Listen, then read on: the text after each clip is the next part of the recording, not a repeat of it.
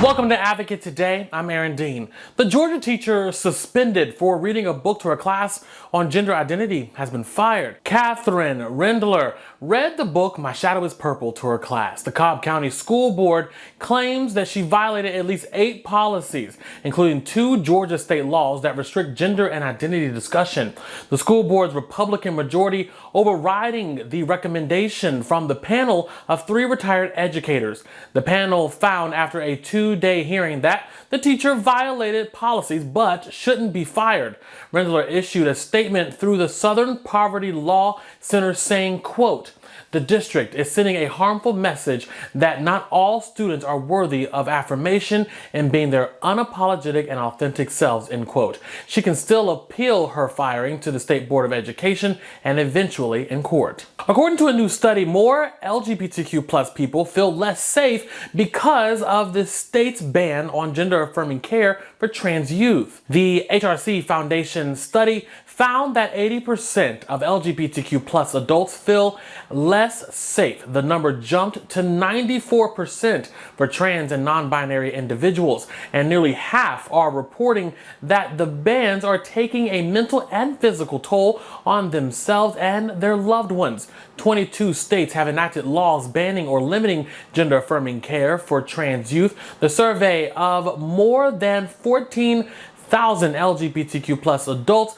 was conducted between April and June. You can read more about the study on theadvocate.com. A new report speaks to the dire need to ask youth of color how they are and what support they need. This is a first of its kind effort from the AAKOMA Project that takes a deep dive into gaining a basic understanding of the mental health experiences, needs, and supports of youth of color. Psychologist and mental health advocate Dr. Alfiee Breland-Noble joins us again right here on Advocate Today and breaks down why we should be paying attention to these numbers. Recently, you all released a report that's entitled Representation Matters, exploring social media experiences and mental health of youth and young adults of color. Now, without giving too much away just yet, kind of give us a little bit overall of this report. What was this report about and why was it so important for you to compile this kind of data? Well, I really appreciate the opening. And the reason we did the brief was because there's so much chatter lately in the last probably 18 to 24 months about the impacts of social media on young people. I have to say, honestly, what I struggled with is no one ever being able to pinpoint, well, what does this mean for young people of color? And so I felt like that's where AAKOMA Project could step in and fill a void. So we know the CDC put out data about girls and mental health and social media. Our Surgeon General has put out an advisory about young people in social media. And we wanted to be able at the AAKOMA Project to dive in and say, for those parents who look like me, caregivers, youth, young adults who are of color with intersectional identities, what does mental health related to social media look like for them? And those are the questions that we really needed to ask. So that's what that brief is about and why we decided to do it. Okay, so we're gonna go through some of this data. So just kind of hang tight, okay? So one of the first bullet points I noticed was Latino, Latinx, and Native American youth have significantly higher scores of depression and anxiety severity than AAPI youth. That's 26% to 19%. Then we also look at the overall commonly reported symptoms, including tiredness and having low energy. We talk about anxiety, what that feels like, feeling anxious or worried. That's at 68 to 78%. And of course, youth of color also reported engaging in non-suicidal self-interest behavior at 22%. And I can just go on. We can go through the list. Yes. When you saw these numbers, yes, I want to know what kind of just jumped out at you. I honestly was very saddened by it for 2 reasons. One is because any young person suffering is too many young people suffering. Like, nobody should have to suffer in silence. None of these young people should be having to deal with these things, on their own or just in isolation. And the challenge is that so many of them are, because so few of us as adults ask our young people of color these questions. So the first thing is just being grateful that we have the opportunity to ask young people of color who not a lot of other people are asking, what's going on with you? So that was one thing. I think in addition to that, it was being able to drill down and look at how might these symptoms show up differently across different racial ethnic groups, right? So you have all these symptoms associated with depression and anxiety. But what I really valued learning was for an AAPI young person, is there something, a symptom of anxiety that may show up a little differently for them than it might for another child, right? And why is that important? Because those then become the markers that you use to try to help address the mental illness. We cannot do one size fits all. So we need to tailor these things to these populations. Those are the things that stood out to me.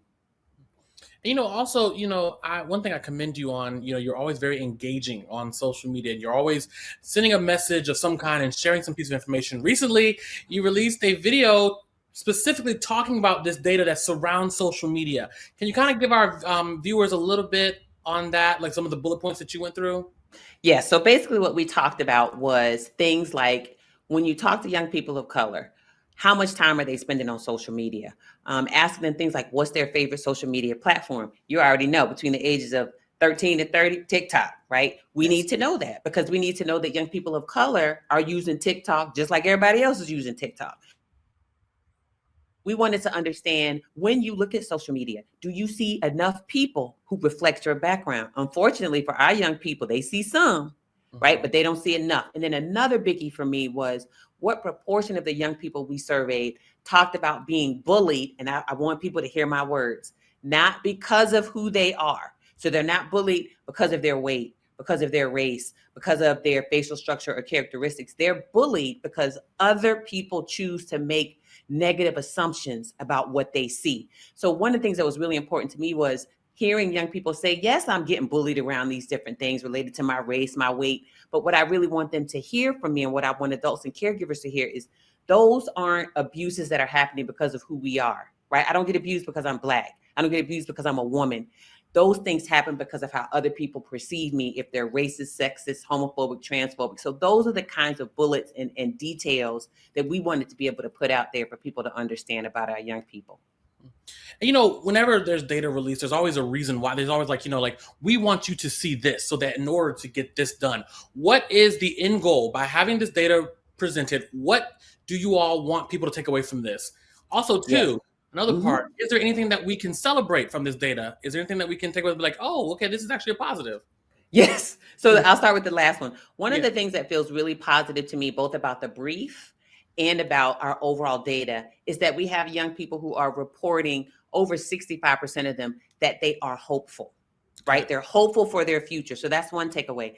Another, over 65% of all of our young people of color feel like they have at least one person in their life who values and loves them, right? They also report, over 65% of them, that they are a person who they know at least one other person in the world knows that they as a young person love that person. So the reciprocity of love and care that our young people and hopefulness are talking about, those are the positive takeaways. What I want people to do with this data is, I want people to understand a couple things. One is, yes, people of color of different intersecting identities will participate in research if you ask the right way, right? So we can no longer go with this thing about, oh, we need more data on these populations because, Black people and people of color don't participate in studies. Yes, we do. You just have to know how to reach people. You got to ask right? You got to be nice. And I think the other thing is, I want to see this grow and continue. So we have plans in 2024 to replicate. We had 3,000 young people this year. Next year, we want to double it.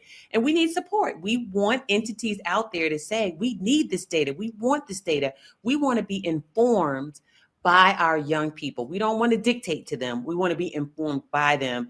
And that's a takeaway we want people to have from this data as well. And, Dr. Alfiee, you're an advocate, a researcher, a professional, a parent. You are all that. You're every woman, okay? You are every woman. Yes. It is all in you. But, when you do this type of work and you compile this type of data, what is your personal response? One of the takeaways for me is that there's so much need out there.